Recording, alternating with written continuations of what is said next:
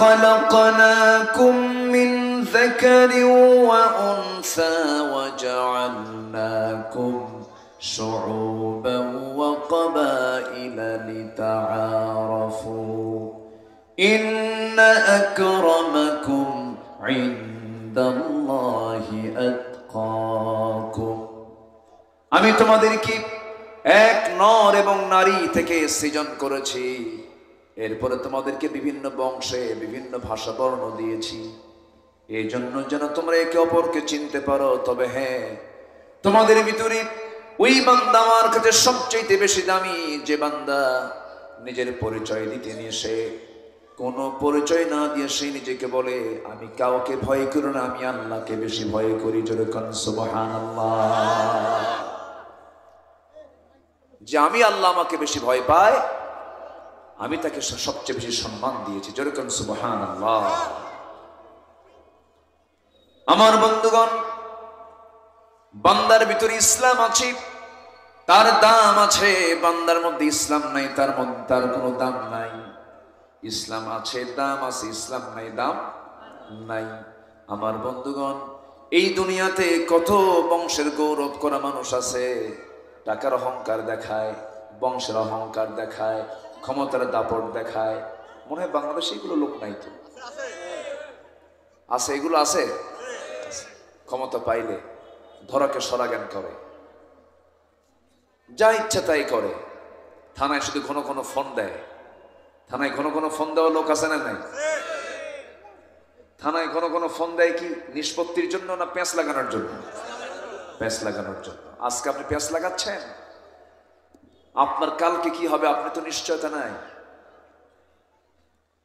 ফেরাউন তো জানতো না যে আমাকে দরিয়ায় এই ডুবু দিয়ে মরতে হবে, সুবান খেয়ে মরতে হবে। নমরুদ তো জানতো না যে এই অসহায় ন্যাংরা একটা মশার কামড়ে আমাকে মরতে হবে। নমরুদ জানতো না, ফেরাউন জানতো না এগুলো। আবার ওইদিকে মূসা আলাইহিস সালাম জানতেন না যে আমি দরিয়ার মুখোমুখি দাঁড়িয়ে আছি, আমি এই দরিয়ায় আমি কেমনে পার হব, তিনি নিশ্চিত ছিলেন না। কিন্তু আল্লাহ তাআলা মূসাকে দরিয়াটা পার করে দিয়েছেন। তিনি কে? আসতে বলেন, তিনি কে? যিনি মূসাকে দরিয়া পার করে দিলেন আর ফেরাউনকে চুবায়া দিলেন। ইব্রাহিমকে আগুন থেকে বাঁচালেন। তিনি জানতেন না যে আগুন আমাকে পুড়বে না, এটা জানতেন না আল্লাহর পয়গম্বর। উনি জানতেন না। এইদিকে নমরুদও জানতো না যে আমাকে এইরকম করে আমার মৃত্যুর কোলে আমাকে ঢলে পড়তে হবে, এটা ফেরাউন নমরুদ জানতো না। সব পরিকল্পনা সব ক্ষেত্রে কার? আসতে বলবেন না কার? কোনো দাপট দেখানো যাবে না, কোনো অহংকার দেখানো যাবে না। অহংকার মূলত কার কার কার? অহংকার দেখাবেন কে? এই বিশাল আকাশ যার, অহংকার তার সাজায়, তার সাজে। বিশাল সূর্য যার, অহংকার তার মানায়। বান্দার অহংকার মানানসই নয়। তুমি কত বড় বীর বাহাদুর হইছো, একটু গায়ের শক্তি বেশি, একটু বডিটা ভালো, রাস্তায় যখন হাঁটে বুঝা আমি একখান মাল, তুমি কিছুই না। একটু লুজ মোশন হলে, একটু ডায়রিয়ার ভাব হলে পরে ৬-৭ বার পায়খানা করার পর কোনটা বউ আর কোনটা আম্মা চিনবে না, উল্টা পাল্টা ডাক শুরু হয়ে যাবে, ঠিক কিনা? এটাই হলো মানুষ। এই জন্য সবার আগে আমাকে, আমি কে, আমার পরিচয় কি, আমি ছিলাম কোথায়, আমি আছি কোথায়, আমি যাব কোথায়, এই চেনার দরকার আছে না নাই? আচ্ছা, নিজেকে চেনার তুমি তৌফিক দাও খোদা, তোমাকে চেনার তুমি তৌফিক দাও, নিজেকে চেনার তুমি তৌফিক দাও আল্লাহ, তোমাকে চেনার তুমি তৌফিক দাও। মান আরাফা নাফসাহু ফাকাদ আরাফা রাব্বাহ, যে নিজেকে চিনতে পারলো সে তার আল্লাহকে চিনতে পারলো। যেরকম সুবহানাল্লাহ। আমি কে? আমি সৃষ্টির সেরা। আমি কে? আমি আদম সন্তান। আমি ছিলাম কোথায়? আমি ছিলাম রূহের জগতে। আছি কোথায় দুনিয়াতে, আমি আসছি কার পেট থেকে, মার পেট থেকে, যাব কোথায় কবরে, মিজান, পুলসিরাত, কবর, হাসর, জান্নাত, জাহান্নাম আছে না নয়? এই সমস্ত চিন্তা যারা করে তাদের জন্য কামিয়াব। আমরা চিন্তা করব, জোরে বলি ইনশাআল্লাহ, আর জোরে বলি ইনশাআল্লাহ। চিন্তা করে চলতে হবে। আমার ভাইয়েরা হয়তো বলবেন হুজুর ইমান তো এনেছি, আমার বাবা মুসলমান, আমিও মুসলমান, শুক্রবারে মাঝে মাঝে মসজিদে গিয়ে নামাজ পড়ি, আল্লাহকে ভয় করে আল্লাহর নামটা নেই, ইমান তো আমার আছে। ঠিক আছে, আপনি বলেন আপনার ইমান আছে, কিন্তু ইমান তো আনলেই শুধু হবে না, ইমানটাকে টিকে রাখার দরকার আছে না নাই? ইমান আপনার কখন চিন্তাই হয়ে যায় আপনি নিজেও টের পান না। ইমান তেমন একটা বিষয়ের নাম, ইউসবিহু মুমিনান ওয়া ইউমসি কাফিরান। আখিরি জামানায় এমন একটা সময় চলে আসবে যে সময় সকালবেলা বান্দার ইমান থাকবে, বিকেল বেলা কাফের হয়ে যাবে। দেখবেন কিছু কিছু বান্দা 10 টাকার বিনিময়ে ইমানটা বেচে ফেলে, আছে না? ইমান বিক্রি করে ফেলে। 10 টাকা পাইছে, ইমানটা বেচে ফেলে দেয়। কিছু কসকসের নোট পাইছে, চোরকে রায় দিয়ে দেয়। চোরকে রায় দেওয়া লোক আছে না নাই? ওই চোর সারা জীবন চুরি করবে, তুমি রায় দেওয়ার ফলে সেই চুরি করার সুযোগটা পেল, ওই চুরির একটা অংশ তোমার আমলনামায় জমা হয়ে যাবে। আমার বন্ধুগণ, ইমান তেমন একটা বিষয়ের নাম। ইমান কাকে বলে? শুধু আপনি যদি বলেন লা ইলাহা ইল্লাল্লাহ, না না, এইটুকুন শব্দ আপনি বলেছেন এর মানে যে আপনি ইমান এনেছেন তা নয়। আল্লাহ রাব্বুল আলামিন বলছেন আহাসিবান নাস আইয়ুতরাকু আইয়াকুলু আমান্না ওয়া হুম লা ইফতানুন। মানুষের কি ধারণা, ইমান এনেছি এতটুকুন শব্দ বললাম আর আমি তাকে ছেড়ে দেব? অথচ ইতিপূর্বে কত বান্দাকে আমি পরীক্ষায় ফেলে দিয়েছি, তারা পরীক্ষায় তারা পাশ করেছেন। ওয়ালানাবলুওয়ান্নাকুম বিশাইইম মিনাল খাউফি ওয়াল জু'i ওয়া নাকসিম মিনাল আমওয়ালি ওয়াল আনফুসি ওয়াস সামারাত ওয়া বাশশিরিস সাবিরিন। জোরে বলুন আল্লাহু আকবার। আল্লাহ তাআলা বলছেন বান্দারে অবশ্যই ঈমান এনেছে তুমি, আমি তোমাকে পরীক্ষা করব, জীবনের দ্বারা পরীক্ষা করব, সম্পদের দ্বারা পরীক্ষা করব, মালামালের দ্বারা পরীক্ষা করব। এই সমস্ত পরীক্ষার ওয়াদা আল্লাহ করেছেন, পরীক্ষা দিবেন আল্লাহ তাআলা আমার কাছ থেকে। সেই পরীক্ষাগুলোতে আমরা ফেল করতে চাই না, পাস করতে চাই? ফেল করতে চাই না, পাস করতে চাই? আমার বন্ধুগণ, আল্লাহ রাব্বুল আলামিন এর জন্য সূরা হামিম সিজদার ভিতরে যেখান থেকে আমি তেলাওয়াত দিয়ে শুরু করেছি, আল্লাহ রাব্বুল আলামিন বলছেন ইন্নাল্লাযীনা ক্বালু রাব্বুনাল্লাহু সুম্মা ইসতাকামু তাতানাজ্জালু আলাইহিমুল মালাঈকাতু আল্লা তাখাফু ওয়া লা তাহজানু ওয়া আবশিরু বিল জান্নাতিল্লাতী কুনতুম তুআদুন। নিঃসন্দেহে যারা ঈমান এনেছে, নিঃসন্দেহে যারা বলেছে আমার রবকে, আসতে বলবেন আমার রবকে। রব মানে কি? রব মানে হলো লালনকারী, রব মানে হলো পালনকারী, রব মানে হলো আইনদাতা, বিধানদাতা। রব তো তাকেই বলে যিনি সকল প্রকার অযোগ্যতা, অপূর্ণতা, ব্যর্থতা, সমস্ত অসম্পূর্ণ থেকে, ব্যর্থতা থেকে সম্পূর্ণ যিনি মুক্ত, তিনি হচ্ছেন আমার আল্লাহ, তিনি হচ্ছেন আমার রব। যে ব্যক্তি বলবে আমার আইনদাতা আল্লাহ, আমার বিধানদাতা আল্লাহ, বলুন তো বাংলার জমিনের সকল মুসলমান কি এখন পর্যন্ত মেনে নিয়েছে আইনদাতা আল্লাহ? মানছে? মানছে? মানলে কি এরকম আইন থাকে? কই ঈমান কই? কিন্তু আমার দেশে বহু লোকের নাম আছে মুজাহিদুল ইসলাম, কমিউনিস্ট পার্টি করে, আছে না? বলেন আছে না? না বলে মুজাহিদুল ইসলাম, কি দল করে? কমিউনিস্ট পার্টি নেতা। নাম হলো ইমান আলী, নামাজ পড়ে না, নাম কি? ইমান আলী, নামাজ নাই। নাম হলো রমজান আলী, রমজান মাসে দুপুরবেলা ইফতার করে, আছে না নাই বলে? নাম হলো আতর আলী, গোটা গায়ে গাজার গন্ধ, আছে না? নাম হলো বাদশাহ মিয়া, ভিক্ষা করে খায়। নাম কি রাখছে? বাদশাহ। বাদশাহ ভিক্ষা করে, বাদশাহ তো বাদশাহই করবে। আমার বন্ধুগণ, নাম দিয়ে কাজ হবে না, বংশ দিয়ে কাজ হবে না। বংশ দিয়ে যদি কাজ হতো, অবশ্যই ইব্রাহিমের বাবা জান্নাত পেয়ে যেত, নূহের ছেলে কেনান জান্নাত পেয়ে যেত, এরপরে লূত আলাইহিস সালামের বউ জান্নাত পেয়ে যেত, আমার নবীর আপন চাচা আবু লাহাব, নবীর বাবার বড় ভাই আবু লাহাব জান্নাত পেয়ে যেত। কিন্তু জান্নাত পাবে না, একমাত্র কারণ, শুধুমাত্র একমাত্র কারণ হলো কি নাই? আসতে কয় কি নাই? ঈমান নাই। নবীর বংশে জন্ম হয়ে লাভ কি বলেন? হ্যাঁ, উনি সম্মানিত, যদি ঈমান থাকে অবশ্যই দাম আছে। কারণ এখন প্রযুক্তির যুগ, তো কথা একটা লাইন বলতে গেলে খুব হিসাব করে বলতে হয়। এই যে শব্দ রেকর্ড করে, বুঝলেন, ওটা আবার কেটে নিয়ে উল্টা পাল্টা করে। নবীর বংশের তো দাম আছে অবশ্যই, কিন্তু নবীর বংশ জন্ম নিয়ে যদি ঈমান না থাকে, কোন দাম আছে? কোন দাম নেই, কোন দাম নেই। অথচ একজন কামার, খাব্বাব ইবনুল আরাত রাদিয়াল্লাহু তাআলা, কামার। কামার কামার কারে কয় এলাকায়?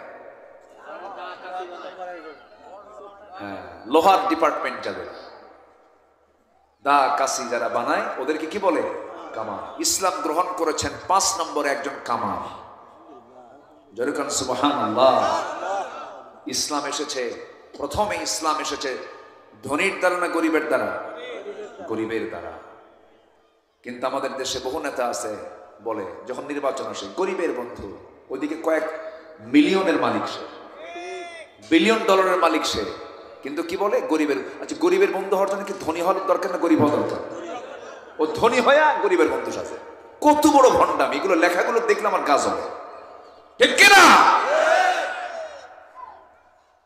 গরিবের বন্ধু ছিলেন মুহাম্মদ সাল্লাল্লাহু, উনি গরিব হয়ে গরিবের বন্ধু বুঝেছেন, বন্ধুত্ব তৈরি করেছেন। আবার তিনি ধনীও ছিলেন, সম্পদগুলো আবার উজাড় করে দিয়েছেন। আমার দেশের ধনীদের সম্পদ যদি আজকে কাজে লাগাতো, ধনী হতে কোনো আপত্তি নেই। 10 জন জান্নাত প্রাপ্ত সাহাবী ছিলেন, দুনিয়াতেই জান্নাতের সংবাদ পেয়েছেন। এর মধ্যে ম্যাক্সিমাম ধনী সাহাবী ছিলেন। ওসমান জিন্নুরাইন, তিনি 7,000 কোটি টাকার মালিক ছিলেন। আব্দুর রহমান ইবনে আউফ, তিনি 6,000 কোটি টাকার মালিক ছিলেন। সাইয়েদনা আবু বকর প্রচুর সম্পদের মালিক ছিলেন। সম্পদ, ধনী হতে কোনো আপত্তি নাই, কিন্তু যে সম্পদ, যে ধনীর টাকা ইসলামের কাজে লাগে না, ওই সম্পদের কোনো দাম নাই। আমার দেশের ধনীগুলো ম্যাক্সিমাম সৎ, নসৎ, সৎ নসৎ। ওসমানের মতো ধনী হও। কার মতো ধনী হও? ওসমানের মতো ধনী হও। কি ঈমানটা!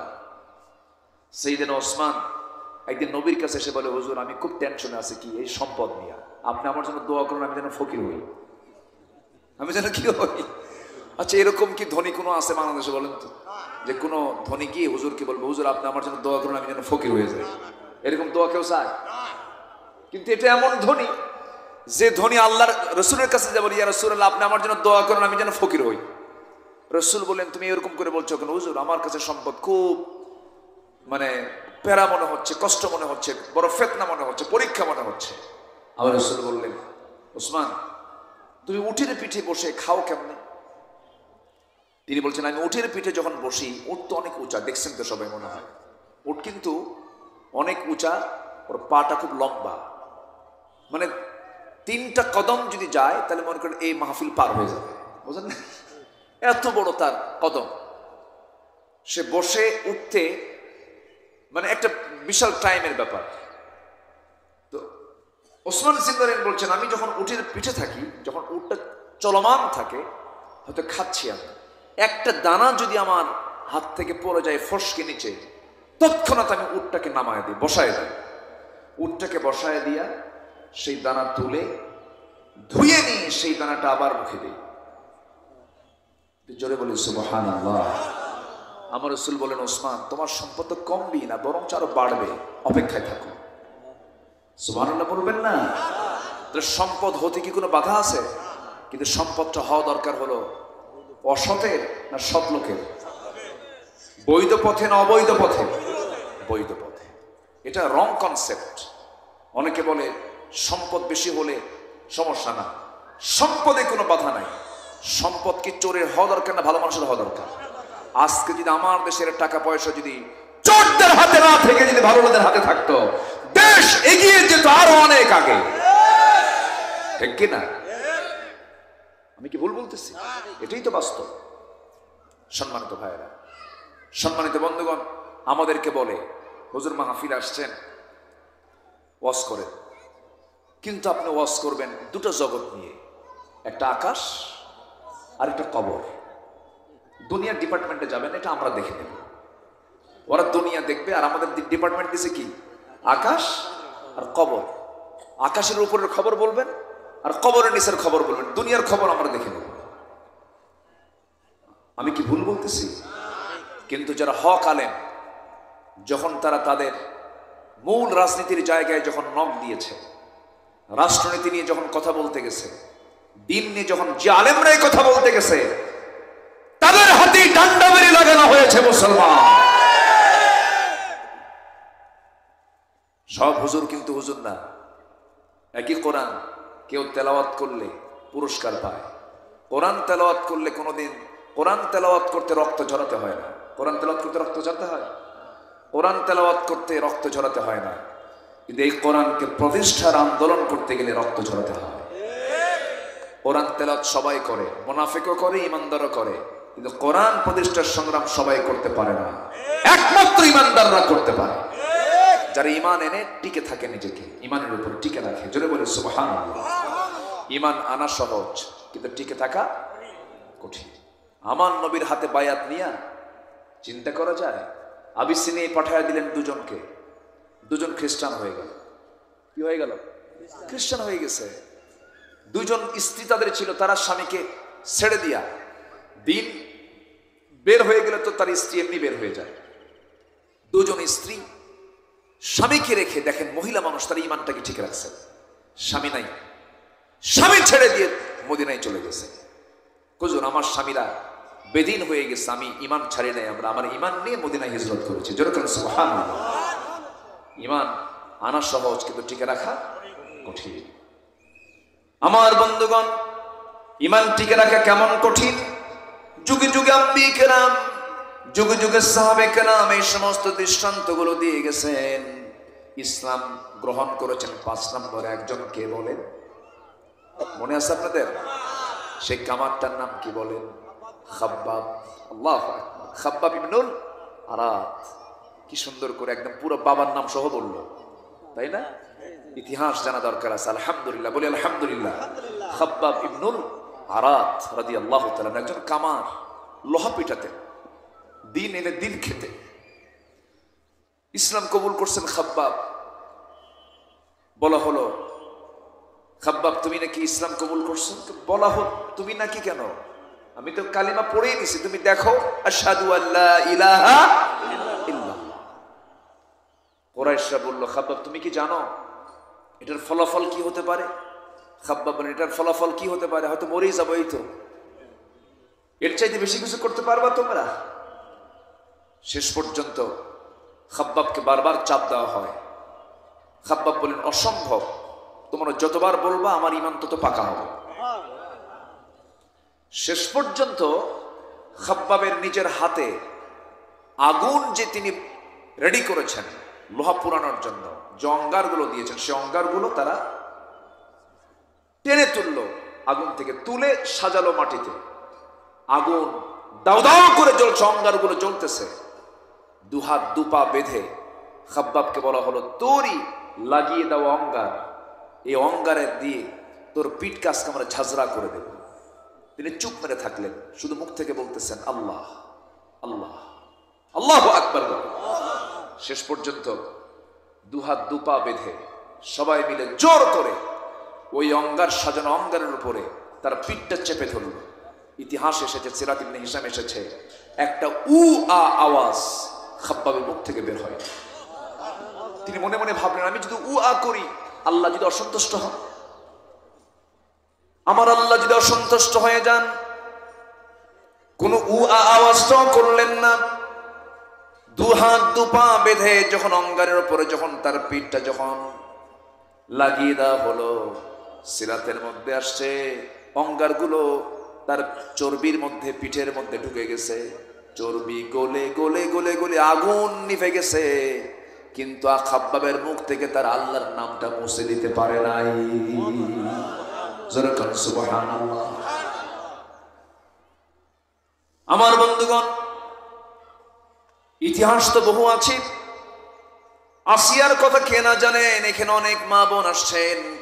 আসিয়া আলাইহিস সালাতু ওয়াস সালাম ঈমান এনেছেন, ঈমানের উপরে তিনি টিকে থেকেছেন। আসিয়াকে তার স্বামী বলল, এখানে তো এই সাহাবীকে কুরাইশরা বলেছে তারা কোন আত্মীয় না, কেউ না। এবার আসিয়ার জীবনে আসলে এমন একটা পরীক্ষা। আসিয়াকে বলা হলো, তার স্বামী নিজে এসে বলতেছে, শুনলাম আসিয়া তুমি নাকি দিন গ্রহণ করেছো, ঈমান এনেছো। আসিয়া বলেন, স্বামী আমার, আপনি শুনবেন কেন? আপনি দেখেন, আশহাদু আল্লা ইলাহা ইল্লাল্লাহ। এই কথা শোনার সঙ্গে সঙ্গেই ফেরাউন বলে ফেলতেছে, আসিয়া তুমি বড় ধরনের ক্ষতি করে ফেললে আমার জীবনে। এই টোটাল ইজিপ্টের, টোটাল মিশর আমার হুকুমে চলে। আমি হলাম এই দেশটার রাষ্ট্রনায়ক। তুমি আমার আনুগত্য না করে যদি অন্যের আনুগত্য করো, আমার মান সম্মানটা থাকে কোথায়? দয়া করে তুমি ফিরে আসো। আসিয়া বলছেন, স্বামী আমার, আপনি আমার প্রাণ প্রিয় স্বামী, আপনার যৌবন আমার কাছে, আমার যৌবনটা আপনার কাছে, আমরা খুব কাছাকাছি। আমি আপনাকে অনুরোধ করব, দুনিয়াতে একসঙ্গে যেমন সংসার কাটালাম, আমরা জান্নাতে একসঙ্গে সংসার কাটাতে চাই। আপনি কালিমা পড়ে মুসলমান হয়ে যান। সুবহানাল্লাহ। ওই জায়গায় দাওয়াত দিচ্ছেন আসিয়া তার স্বামীকে, কারণ তার কথার চাইতে উত্তম কথা কারো হতে পারে না যে মানুষকে আল্লাহর দিকে ডাকে। এই দাওয়াতটা যখন দিলেন, ফেরাউন তেলে বেগুনে জ্বলে উঠলো। ফেরাউন বলল, আসিয়া তুমি কি জানো এই সিদ্ধান্তের ফলাফল কি হতে পারে? আসিয়া বলছেন, আমার স্বামী, এই সিদ্ধান্তের ফলাফল নয়, হয়তোবা মৃত্যু হতে পারে, এটাই তো হবে, এর চাইতে বেশি কিছু হবে না। শেষ পর্যন্ত ফেরাউন বলল, আসিয়া শোনো, আমি তোমাকে ফার্স্ট লেডির মর্যাদা দিয়েছি, সম্মান দিয়েছি, সব কিছু দিয়েছি, আমার দিকে তাকায়া তুমি দিনটা ছেড়ে দাও। আসিয়া বলছেন, আমার স্বামী, আপনি আমাকে যতবার অনুরোধ করবেন আমার ঈমান তত মজবুত হয়ে যাবে। আপনি আমার প্রতি যত অত্যাচার বাড়াবেন আমার ঈমান তত পাকা হয়ে যাবে। এই জন্য আল্লাহ রাব্বুল আলামিন বলছেন সূরা হামিম সিজদার ভিতরে সুন্দর করে বলছেন, 30 নম্বর আয়াত, ইন্নাল্লাযীনা ক্বালু রাব্বুনাল্লাহু সুম্মা ইসতাকামু তাতানাজ্জালু আলাইহিমুল মালায়েকা আল্লা তাখাফু ওয়া লা তাহজানু ওয়া আবশিরু বিল জান্নাতিল্লাতী কুনতুম তুআদুন। জোরে বলুন আল্লাহু আকবার। নিঃসন্দেহে যারা বলবি আমার রব আল্লাহ, আমার বিধানদাতা আল্লাহ, এর উপরে যারা টিকে থাকবে তাদের উপর আল্লাহর রহমত নাজিল হবে। তারা এমন জান্নাত পেয়ে যাবে যে জান্নাত থেকে বান্দা কোনোদিন বের হবে না। জোরে বলুন সুবহানাল্লাহ। পৃথিবীটা অস্থায়ী না স্থায়ী, আর জান্নাতটা স্থায়ী। এটা হচ্ছে টেম্পোরারি, ওটা হচ্ছে পার্মানেন্ট। আমরা চিন্তা করব টেম্পোরারি নিয়ে না পার্মানেন্ট নিয়ে। বলেন, স্থায়ী ঠিকানা নিয়ে চিন্তা করবো না অস্থায়ী ঠিকানা নিয়ে চিন্তা করবো? স্থায়ী ঠিকানা কোনো ক্রমে নষ্ট করা যাবে না। আল্লাহওয়ালা যারা, তাদেরকে যদি বলা হয় আপনার ঠিকানা কি, তারা আল্লাহওয়ালা যারা, তারা ঠিকানা মনে করতে নিয়ে তারা মনে করেন আজ আসি কাল নাই, এটার নাম দুনিয়া। আজ আসি কাল না, এটা হলো অস্থায়ী ঠিকানা। তোমার স্থায়ী ঠিকানা কি? আল্লাহর যারা প্রিয় বান্দা তারা অপেক্ষা করেন আমার স্থায়ী ঠিকানা বানায় নিতে চাই আমি আল্লাহর জান্নাত। জোরে বলুন সুবহানাল্লাহ। সেই জান্নাতকে আমরা পেতে চাই না? তাহলে ঈমান এনেছি আমরা কি ভেঙ্গে পড়বো না টিকে থাকবো? ভেঙ্গে পড়বো না টিকে থাকবো? টিকে থাকবো। আমার বন্ধুগণ, কিন্তু ওই সমস্ত বান্দার জন্য কখনো জান্নাত হবে না। ওই সমস্ত বান্দার জন্য আল্লাহ আকাশের দরজাই খুলবেন না। কোন বান্দা? সেই বান্দার ব্যাপারে আল্লাহ রাব্বুল আলামিন সূরাতুল আরাফের 40 নম্বর আয়াতে বলছেন, ইন্নাল্লাযীনা কাযযাবু বিআয়াতিনা ওয়াস্তাকবারু আনহা লা তুফাত্তাহু লাহুম আবওয়াবুস সামা ওয়া লা ইয়াদখুলুনাল জান্নাতা হাত্তা ইয়ালিজাল জামালু ফি সাম্মিল খিয়াত ওয়া কাযালিকা নাজজিল মুজরিমিন। জোরে বলুন আল্লাহু আকবার। নিঃসন্দেহে যারা আমার আয়াতকে অস্বীকার করবে এবং অহংকার দেখাবে, ওই সমস্ত বান্দার জন্য আমি আসমানের দরজাই খুলব না, তারা কখনো জান্নাতে প্রবেশ করবে না। যেমন করে একটা সূচের ছিদ্র পথে উট প্রবেশ যেমন অসম্ভব, এই সমস্ত বান্দার জান্নাতে যাওয়া তার চাইতে বেশি অসম্ভব। নাউজুবিল্লাহ। আল্লাহ তাআলা এই কথাটা বলেছেন মুহাব্বত করে না রাগ করে? মুহাব্বত করে বলেন, মুহাব্বত করে না রাগ করে? রাগ করে বলেছেন। কি শক্ত কথা যে একটা সুঁয়ের ছিদ্র পথে, সুঁয়ের ছিদ্র পথে তো সুতা ঢোকাই কঠিন। আল্লাহ বলছেন একটা সুঁয়ের ছিদ্র পথে উট ঢোকা যেমন অসম্ভব, এদের জন্য জান্নাতে ঢোকা তেমনই অসম্ভব। যারা আমার আয়াতকে যারা অস্বীকার করে, আমার আয়াতকে যারা মানতে চায় না। এই কোরআনের ভিতরে মদের বিধান আছে না নাই? সুদের বিরুদ্ধে কথা আছে না নাই? জেনার বিধান আছে না নাই? এই বিধানগুলো আজকে সমাজে চালু আছে। চালু হোক, এটা কি সবাই চায়? আমরা চাই। এখানে হয়তো বা সবাই যারা আসছেন এখানে হয়তো চাচ্ছেন। আমি বলতেছি কি যে এই বিধানগুলো সমাজে চালু হোক। আমার দেশের সব মুসলমান কি চায়? যদি চাই তো তাহলে কি কায়েম হতো না? তাহলে কি আসতো না? সবাই কি চায়? আচ্ছা, যারা চায় না তারা কি বলে? আমি এগুলো একটু ক্লিয়ার করে দিই। যারা চায় না কিন্তু মুসলমানের ঘরে নামাজ পড়ে, রোজা রাখে, সব কিছু করে, কিন্তু এই বিধানগুলো যারা সমাজে চালু হোক চায় না, তাদের পরিচয় কি বলে? জোরে বলে, আরো জোরে বলে, আরো জোরে সবাই বলে। মুনাফিক হতে চাই কেউ? কেউ কি মুনাফিক হতে চায়? বলেন, কেউ কি মুনাফিক হতে চায়? তাহলে আমরা চাবো জমিনে কার আইন? আজ তুলেন কার আইন? এই জমিনের সব দল, আমার দেশে যত দল আছে সব দল কি এই জমিন আল্লাহর আইন চায়? কোন দল চায় আর কোন দল চায় না এটা আপনারা জানেন না? জানেন তো সবাই? সবাই জানেন তো? আচ্ছা, মাথায় নিয়ে নেন। ইয়াউমা নাদউ কুল্লা উনাসিম বিইমামিহিম। সেই দিন প্রত্যেক নেতাকে তার কর্মী সহ ডাকা হবে, প্রত্যেক মানুষকে তার নেতা সহ ডাকা হবে। তাহলে নেতা নির্বাচন করতে গেলেও হিসাব করার দরকার মনে হয় নাই?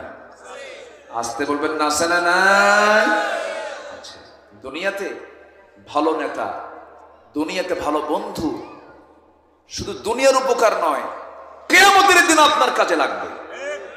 কেন জানেন? যে বন্ধু জান্নাত পেল, যে বান্দা জান্নাত পাবে, সেই বান্দা অনেক সময় চলে গেল, তো সময় তো নাই। সেই বান্দা বলবে, সেই বান্দাকে আল্লাহ বলবেন, এই বান্দা তুই জান্নাত পাইলি, তুই একা একা জান্নাত যাস কেন? তোর বন্ধু নাই কি? আল্লাহ আছে তো, তোকে শুধু জান্নাত দেব না তো, তোর যে বন্ধু বান্ধব আছে তাদের সহ তুই জান্নাতে নিয়ে চলে যাবে। গাঁজা খাওয়া বন্ধু না, বেনামাজি বন্ধু না, যারা আল্লাহর জমিন আল্লাহর দিন চায় নাই তারা বন্ধু নয়। এই জমিনটা কার? ওই সূর্য কার? ওই আকাশ কার? এই জমিনটা কার? পাহাড়, নদ, নদী, সমুদ্র সবকিছু কার? অতএব এই জমিন আইনটা চলতে হবে কার? আল্লাহর জমিন আল্লাহর আইন চান কারা কারা? হাত উঁচু করে দেখেন মুসলমান।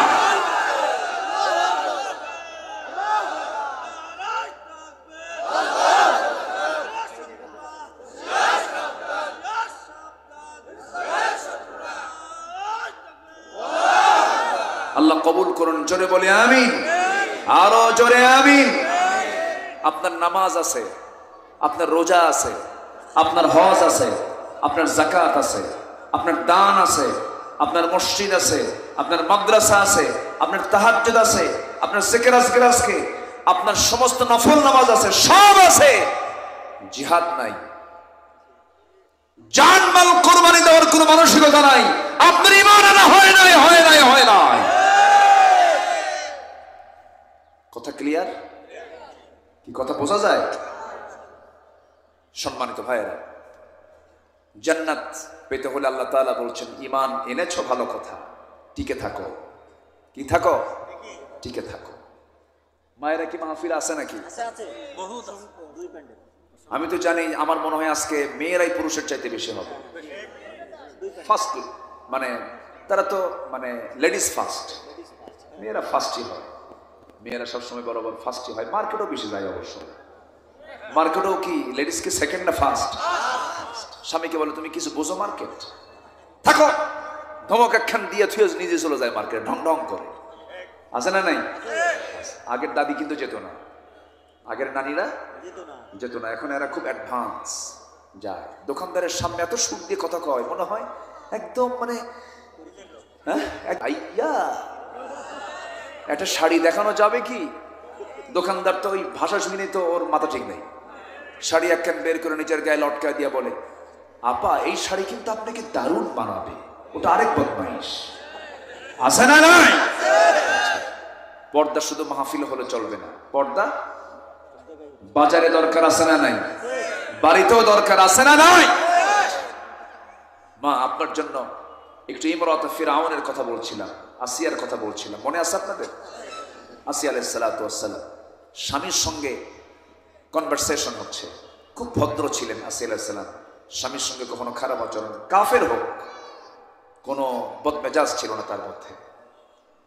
শেষ পর্যন্ত ফেরাউন বলে ফেলল, আসিয়া শোনো, তুমি তোমার রাষ্ট্রকে নড়িয়ে ফেলে দিলে, আমার মান সম্মান সব শেষ করে দিলা। তুমি কি জানো আমি তোমাকে দুনিয়া থেকে বিদায় করে দেব? উনি মুস্কি মুস্কি হাসি মেরে বললেন, আপনি আমাকে দুনিয়া থেকে বিদায়ের হুমকি দিচ্ছেন? আল্লাহ তাআলা আমাকে জান্নাতের চিত্রগুলো দেখায় দেখায় দিতেছে। যারা আল্লাহ হয়ে যায় রে, দুনিয়ার কারো আর ভালো লাগে না। আমরা কাকে বন্ধু বানাবো? মাল্লাহুল মাওলা ফালাহুল কুল। যারা আল্লাহ আছে তার সব আছে, যারা আল্লাহ নাই তার কিচ্ছু নাই। আল্লাহ আমার সবচেয়ে কাছে। আসিয়া আলাইহিস সালাতু ওয়াস সালাম স্বামীকে হারায় ফেললেন, সংসারকে হারায় ফেললেন, দুনিয়ার যশ সম্মান খ্যাতি সব কিছুকে মাইনাস করলেন। কার জন্য বলেন? আল্লাহর জন্য। শেষ পর্যন্ত সেই আসিয়ার চোখের সামনে জল্লাদ, ওই ফেরাউনের একজন দাসী ছিল, সেই দাসীকে ধরা হলো, হাত পা বেঁধে জল্লাদ তার হাত কেটে নিল, পা কেটে নিল, জিহবা কেটে নিল, চোখ তুলে নিল তার চোখের সামনে। আসিয়াকে ভয় দেখানোর জন্য এমনটা করা হলো। কিন্তু আসিয়া বলছেন, স্বামী আমার, কি ভয় দেখাচ্ছেন জানি না, কোনো ভয় আমাকে ভয় দেখাতে পারবে না। আমি একমাত্র ভয় করি আমার আল্লাহ তাআলার জাহান্নামকে। শেষ পর্যন্ত জল্লাদ তার সামনে রেডি হয়ে গেল, করাত তার কপালের কাছে নিয়ে আসলো, করাত দিয়ে চিরবি, দুই টুকরা করে দুনিয়া থেকে বিদায় করে দেবে। আসিয়া আলাইহিস সালাতু ওয়াস সালাম আল্লাহকে এত আপন করলেন যে সেই সময় তিনি আল্লাহকে ডাক দিয়ে বলছেন, রব্বি বিনি লি ইনদাকা বাইতান ফিল জান্নাহ ওয়া নাজ্জিনি মিন ফিরআউনা ওয়া আমালিহি। আল্লাহ তুমি আমার জন্য বানায় দিবা তোমার কাছে ইনদাকা বাইতান, একটা ঘর, ফিল জান্নাহ, জান্নাতের মধ্যে। আমাকে বেশি ঘর দেওয়া লাগবে না আল্লাহ, আমার জন্য তুমি একটা মাত্র ঘর দিবা, ছোট্ট ঘর, সেই ঘরটা হওয়া চাই তুমি আল্লাহ তোমার ঘরের দেওয়ালের সাথে। আল্লাহকে কত কাছে টানলেন।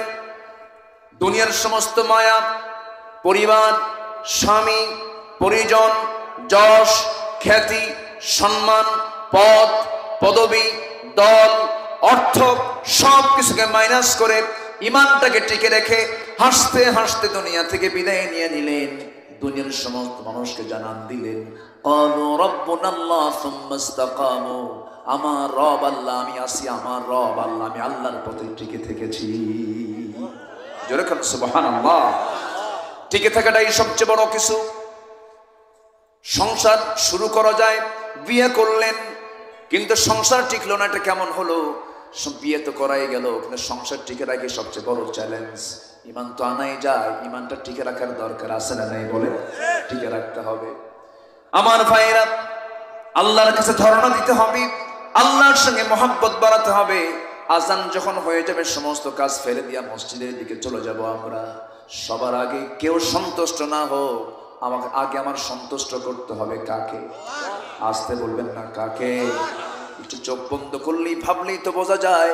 মাঝে মাঝে 24 ঘন্টার মধ্যে একটু চোখটা বন্ধ করবেন, শোয়ার আগ দিয়ে, ঘুম থেকে ওঠার পর অথবা ফজর নামাজ পড়ে একটু মুসাল্লায় বসবেন, জিকির আজগার করবেন, চক্ষু বন্ধ করে একটু ভাববেন, ও আব্দুল্লাহ আমিন, ও শহীদুল ইসলাম, ও শরীফুল ইসলাম, ও আল্লাহর বান্দা, তুই যে এত স্বপ্ন দেখিস, তোর যে এত রঙিন চিন্তা, এত স্বপ্ন তোর, কিন্তু তুই কোথা থেকে এসেছিস, কোথায় আছিস, কোথায় যাবি? আমার বাপ আছে কোথায়, আমার দাদা গেছে কোথায়, আমার নানি কোথায়, আমার নানা কোথায়, আমার বন্ধু কোথায়, বান্ধব কোথায়? ইকরা কিতাবাকা কাফা বিনাফসিকা আল-ইয়াওমা আলাইকা হাসিবা। বান্দা, তুমি যদি তোমার আমল নামা নিয়ে যদি নিজে চিন্তা করো, তোমার বিচার করার জন্য কাউকে লাগবে না। বান্দা, তুমি নিজেই যথেষ্ট। নিজে নিজেকে প্রশ্ন করব, নিজে নিজেকে জানার চেষ্টা করব। নিজে নিজের ট্রিটমেন্ট যে বান্দা করতে পারবে, তার চাইতে বড় সফল আর কেউ নাই। قد أفلح من تزكى وذكر اسم ربه فصلى قد أفلح من زكاها وقد خاب من دساها। নফসের শুদ্ধতা নিয়ে আসবো, মাঝে মাঝে নফসের পরীক্ষা ফেলে দেব, নফসের ট্রিটমেন্ট করব। যে ব্যক্তি নফসের ট্রিটমেন্টটা ভালোভাবে করতে পারবে, সেই বান্দার ঠিকানা অন্য কোনো ঠিকানা নয়, সেই বান্দার ঠিকানা হয়ে যাবে জান্নাত। জোরে কোন সুবহানাল্লাহ। গুনার কথা মনে করে মাঝে মাঝে আল্লাহর কাছে রোনাজারি করব। আমার নবী এরকম করে সাহাবায়ে কেরামদের মাঝে ওয়াজ করতে করতে হঠাৎ করে বনি ইসরাঈলের ইতিহাসের দিকে টানছেন। তোমরা কি জানো বনি ইসরাঈলের একটা ইতিহাস তোমাদেরকে বলি? রাসূল মাঝে মাঝে ইতিহাস বলতেন। বলবো, কথাগুলো বলবো, আগ্রহ আছে আপনাদের? কিন্তু যখন তখন তো আজান দিয়ে ফেলবে। আজানের আগ পর্যন্ত বলি না, নাকি আজকে প্রয়োজনে মাগরিব নামাজ বাদ, এরকম কিছু নাকি? আমার বন্ধুগণ, একটু কান লাগাবেন। আমার নবীজি সাহাবায়ে কেরামকে একদিন ওয়াজ করছিলেন। ওয়াজের মাঝে বলতেছেন, ও সাহাবীরা, আমার আগে বনি ইসরাঈলদের মাঝে, বনি ইসরাঈল মানে হলো সবচেয়ে বেশি পয়গম্বর পাঠিয়েছেন আল্লাহ তাআলা কাদের মাঝে? বনি ইসরাঈলদের মাঝে। বনি ইসরাঈল নামে একটা সূরা আছে। ইসরায়েল নামে এখন একটা অবৈধ রাষ্ট্র আছে না নাই? এটাকে বৈধ রাষ্ট্র না অবৈধ রাষ্ট্র? অবৈধ রাষ্ট্রের মানচিত্র আমার দেশের আবার বইয়ের মধ্যে ঢুকেছে। ক্লাস 10 এর সিলেবাসে ইসরায়েলের মানচিত্র দেখাচ্ছে, অথচ ফিলিস্তিনের মানচিত্র নেই। অথচ ইসরায়েলের মানচিত্র বৈধ না অবৈধ? ওরা ভাড়াটিয়া হিসেবে আসছিল, ভাড়াটিয়া হয়ে গেছে বাড়িওয়ালা। ভাড়াটিয়া হয়ে গেছে কি? বাড়িওয়ালা। ওদের মানচিত্র আমার দেশের শিক্ষা সিলেবাসে কেন? ঠিক কিনা? কিছু বদমাইশ আমার দেশে ঘাপটি মারা নাস্তিকের বাচ্চা, এরা ইসলাম চায় না। এরা মাঝে মাঝে ফাল মেরে ওঠে। এদেরকে দমন করার দরকার আছে না নাই? সম্মানিত ভাইরা, বনি ইসরাঈলদের একটা ইতিহাস টানতে রাসূল বলেন, শোনো, নিজের কথা, নিজের ভালো আমলের কথা চিন্তা করে মাঝে মাঝে আল্লাহর কাছে কাঁদবা। আবার নিজের গুনার কথা মনে করে আল্লাহর কাছে বলবা, আল্লাহ, আমি কাউকে বলিনি, আমি এই গুনাহটা করেছি, তোমাকে বলছি। কিছু কিছু লোক আছে গুনাহ করে আবার বুক উঁচু করে বলে, জানিস আমি না এই গুনাহটা করছি। মানে একে তো গুনাহগার হলোই, আরেকজনকে বলার কারণে সে গুনাহগার কম হলো না বেশি হলো?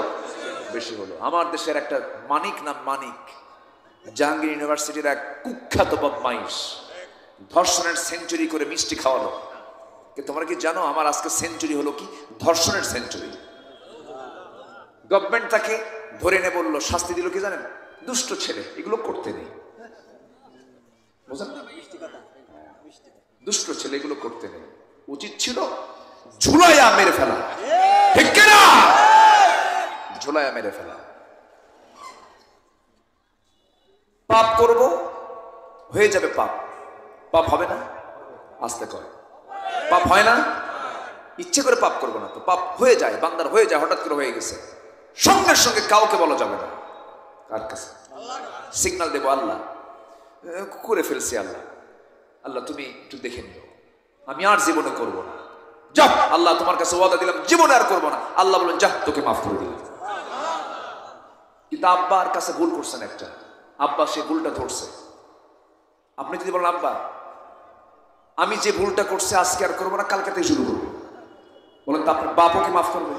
পিটনারও বেশি হবে, বলেন তো কি পিটনারও বেশি হবে না? বেশি হবে। এটা কমন সেন্সের বিষয়। আবার ভালো আমলের কথা চিন্তা করে আল্লাহর কাছে চাইতে হবে। এরকম একটা ইতিহাস আমার রাসূল বললেন, সাহাবীরা বনী ইসরাঈল যুগে 3টা যুবক তারা কোন একটা সফরে যায়। সফরে যেতে নেই তাদের হঠাৎ করে একটা প্রচন্ড ঝড়ের কবলে তারা পড়ে যায়, প্রচন্ড সাইক্লোন ঝড়। এই ঝড়ের কবলে পড়ে যাওয়ার কারণে ওই 3জন যুবক কোন একটা পাহাড়িয়া গর্তের মধ্যে তারা আশ্রয় নিল। ঝড় থেমে গেলেই তারা সেই গুহা থেকে বের হয়ে আসবে, কিন্তু তার হিতে বিপরীত হয়ে গেল। এমন ঝড় এবং পাহাড়িয়া ঢল নামলো, পাহাড়িয়া ঢলের কারণে উপর থেকে একটা বড় ওজনের পাথর এসে ওই গুহার ঠিক মুখ বরাবর এসে লেগে গেল। মরা ছাড়া কোনো উপায় নাই, মৃত্যু ছাড়া কোনো উপায় নাই। 3জনের চেহারা ভীত সন্ত্রস্ত হয়ে গেছে। এই 3জন একসঙ্গে বলতেছে, ভাই রে, মরণ ছাড়া তো কোনো গতি নাই, এখন কি করা যায়? 3জন 3 দিকে বসে গেল। একজন প্রার্থনা করতেছে, আল্লাহ এই বড় বিপদ থেকে বাঁচার জন্য তুমি ছাড়া কোনো গতি আমার নাই। জীবনে তেমন কোনো ভালো আমল করতে পারে নাই, তবে একটা আমল করেছে, সেটা হলো আমার মা অনেক রাত্রে আমি বাড়িতে আসছি, আমার বউ আমার জন্য 1 গ্লাস দুধ রেখে দিয়েছে আমাকে খাওয়াবে বলে। আমি এসে ঘরের মধ্যে ঢুকে হাত পা পরিষ্কার করে আমার হাতে দুধ দেওয়া হলো।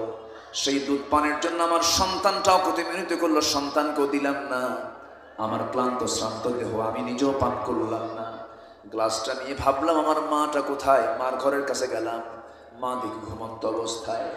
মার শিওর আমি দাঁড়ায়া দাঁড়ায়া গোটা রাত কাটিয়ে দিয়েছি। মা যখন জায়গা পেয়ে গেছে, মাকে বললাম, মা তোমার জন্য দুধ নিয়ে আমি দাঁড়ায় আছি, মা তুমি দুধটা পান করো, তুমি তৃপ্তি মতে পান করলে আমার আনন্দ হবে।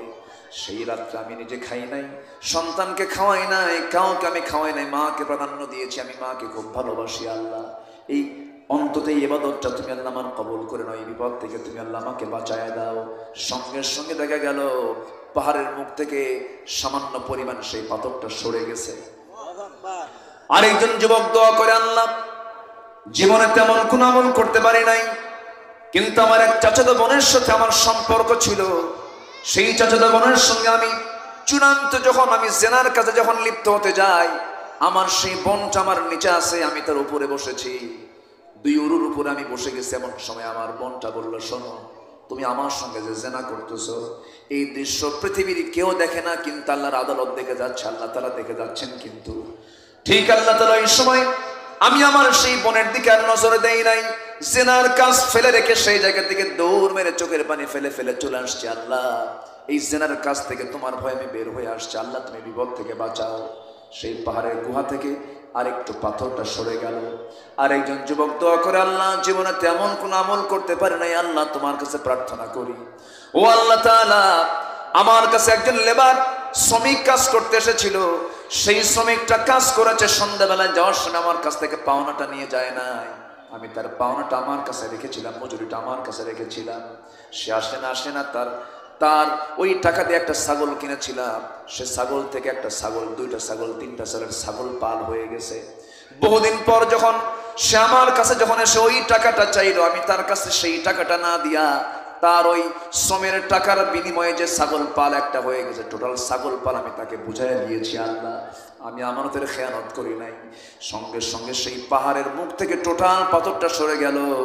3জন যুবক এত বড় বিপদ থেকে তারা রেহাই পেয়ে গেলেন। যেরকম সুবহানাল্লাহ। কয়টা শিক্ষা? আসতে বলবেন না, কয়টা শিক্ষা? 3টা শিক্ষা আমরা এখান থেকে পেয়ে গেলাম। নবীজির যতগুলো কথা সেখানে শিক্ষা আছে না নাই বলে? সহিহ বুখারীর বর্ণনা, কিন্তু হাদিসটা অত্যন্ত সহিহ হাদিস। আমার বন্ধুগণ, 1 নম্বর শিক্ষা হলো বাপ মা, যার বাপ মা বাড়িতে আছেন, বেঁচে আছেন, হক তাদের সবচাইতে বেশি পৃথিবীতে। সবার হকের আগে বাপ মার হকটা আগে, সবার আগে বাপ মার হক। কোরআনকে প্রশ্ন করুন, কোরআন তুমি বলে দাও আমি খরচ করব কার কার জন্য। ইয়াসআলুনাকা মাযা ইউনফিকুন কুল মা আনফাকতুম মিন খায়রিন ফালিল ওয়ালিদাইনি ওয়াল আকরাবিন। তোমাকে 1 নাম্বার খরচ করতে হবে সন্তানের জন্য না বাপ মার জন্য? দেখেন আস্তে আস্তে কয়, আরো জোরে কন, কার জন্য? আল্লাহ তাআলা আগে বলেছেন কার জন্য? বাপ মার জন্য আগে খরচ করো। এই ওঠে কেন? এই যে উঠতেছেন কেন? এই বিকেলবেলা মানুষ চার দোকানে থাকে, চার আড্ডায় থাকে, কত কাজে থাকে, আর আপনারা কত সুন্দর করে কোরআনকে সময় দিচ্ছেন। আল্লাহ কোরআনের সুপারিশ সবার কপালে জুটিয়ে দাও। জোরে বলি আমিন, আরো জোরে আমিন। আমার দিকে তাকান। তাহলে শিক্ষা পেলাম কয়টা? ওই দিকে ইমান এনেছি, শুধু ইমান আনবো না, টিকে থাকবো। আমাকে মাঠে টিকে থাকার দরকার আছে না নাই? আবু জেহেল আসরটা চলে গেছে, কিন্তু আবু জেহেলের প্রেতাত্মারা নাই? আসতে বলবেন না, আছে না নাই? যারা মদকে প্রতিষ্ঠা করতে চায়, যারা জিনাকে প্রতিষ্ঠা করতে চায়, যারা সুদকে প্রতিষ্ঠা করতে চায়, তারা সবগুলো আবু জেহেলদের প্রেতাত্মা। ওদেরকে দেখলে ভাবতে হবে এটা আবু জেহেলের কেউ কিছু, আবু জেহেলের কোন কাছের লোক, ঠিক কি না? শত্রুকে চিহ্নিত করতে হবে। যে ইমানদার শত্রুকে চিনে না, তার ইমান এখন আনা হয় না। আমার শত্রু আছে না নাই? আছে না? যে বলে আমার কোনো শত্রু নাই, ওর যে বলে আমার কোনো শত্রু নাই, আমি কোনো দল করি না, আমার কোনো দল নাই, আমার কোনো শত্রু নাই, ভাববেন যে পৃথিবীতে সবচেয়ে বড় শয়তান ওঠে, ঠিক কিনা? এটা মাথায় রাখতে হবে। যে ভালো মানুষ তার শত্রু থাকবে, যে ভালো মানুষ তার কি থাকবে? শত্রু আছে না নাই? আপনি সৎ কথা বলবেন, আপনি হক কথা বলবেন, আপনার সামনে দাঁড়ায় যাবে অসৎ লোক। আসুন আমরা নিজেকে চেঞ্জ করার চেষ্টা করি। জোরে বলি ইনশাআল্লাহ।